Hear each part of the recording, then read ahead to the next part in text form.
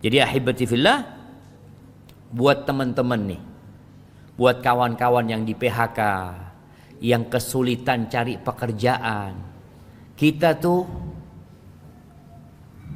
mindsetnya ingin kerja sama orang. Makanya kenapa pendaftaran pegawai negeri itu ramai. Apakah sampai hari ini dibuka pendaftaran jadi pengusaha? Ada pendaftaran jadi pengusaha? Enggak ada. Karena pintu untuk jadi pengusaha nggak pernah ditutup. Tapi orang pakun terus jadi pegawai. Kalau antum mengeluhkan nggak diterima kerja, lamaran ditolak, banyak-banyak istighfar. Mohon ampun kepada Allah Azza wa Jalla.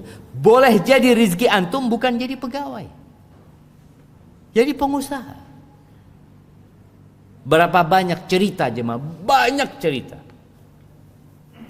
Seorang yang dia mau bekerja di sebuah perusahaan jadi cleaning service.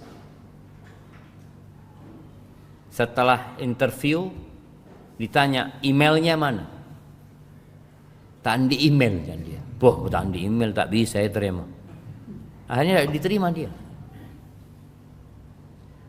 Karena tidak diterima, dia akhirnya jualan tomat. Cerita ini banyak cerita sebenarnya. Jadi di antara ini orang jualan tomat, aleng-leng ke perumahan, sampai dia bisa punya gerobak, sampai dia punya mobil, sampai sukses dia jualan tomat. Karena sudah besar usahanya, dia ya harus urusan sama bank ini itu, taruh fulus apa macam-macam, sudah asuransi. Ketika dia lagi urusan administrasi itu, ditanya lagi, "Bapak emailnya mana?" Nggak punya email, kata dia. Kata pegawai banknya mengatakan, "Bapak ini nggak punya email, bisa sukses seperti ini. Gimana kalau punya email?" Kata dia. "Cleaning service saya kalau punya email." Lambe itu cleaning service. Gara-gara tak di email, usaha. Kalau punya email jadi cleaning service sudah. Makanya kita kadang-kala jangan terpaku di satu titik. Anda harus terima di sini gitu. Anda, mungkin rezekimu bukan di sana jemaah. Allah subhanallah, betapa banyak Allah berbagi rezeki dengan cara yang macam-macam. Makanya kalau di Indonesia ada orang mati kelaparan, bingung gitu nih. Lautan begitu luasnya.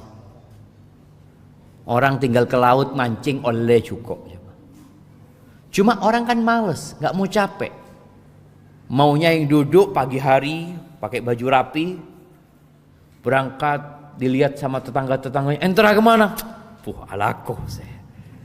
Dia bangga dengan hal itu. Maka apapun usaha yang kau lakukan, ketika mendapati kesulitan, perbanyak istighfar. Bukan hanya suaminya yang istighfar, sampaikan kepada istrinya, pabennya istighfar.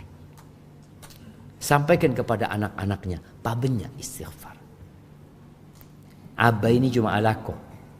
Apa lakon aja ke toko. Wallahi nama orang jaga toko jemaah. Kadang-kala ada yang datang, ada yang nggak datang.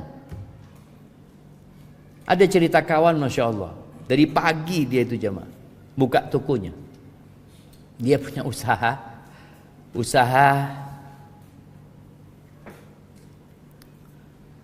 ngepres pelek-pelek yang apa? Yang ketabrak apa gitu ya. Dia cerita sama Ustaz, ana nunggu dari pagi Ustaz. Biasanya jam 5 ana tutup Ustaz. Tidak ada orang datang Ustaz. Jam 5 itu ana mau tutup, datang orang. Bisa ngepres kata dia. Apa ana ngomong, sampean sinta anteni. Dia nunggu rezeki datang jemaah. Apa yang bisa dilakukan? Pada masa penantian rezeki itu perbanyak istighfar. Bener main game. Ada ente itu ku main game sampai level berempah. Bener cekin saya tambah. Pulusan tak ada. Maka perbanyak istighfar. Ya Ustaz, muntah kau beremak. Istighfar sudah. Jangan disalahkan istighfarnya. Kita bicara ini salah satu kunci rizki. Dalam sebuah hadis yang diriwayatkan Ibnu Abbas, hadis ini sanadnya diperselisihkan oleh para ulama kesahihannya, tapi maknanya sahih. Sebagian mensahihkan hadis ini. Man aktsaral istighfar, barang siapa yang memperbanyak istighfar, ja'alallahu lahu min kulli hammin faraja. Allah akan jadikan buat dia solusi untuk semua perasaan gundah gulana, akan hilang semua kegundahan dan kegalauan dari hatinya. Wa min kulli dhiqin makhraja, dan dari semua kesulitan akan Allah berikan jalan keluar buat dia. Wa razaqahu min haitsu la yahtasib, dan Allah akan kasih rezeki dari arah yang tidak disangka-sangka.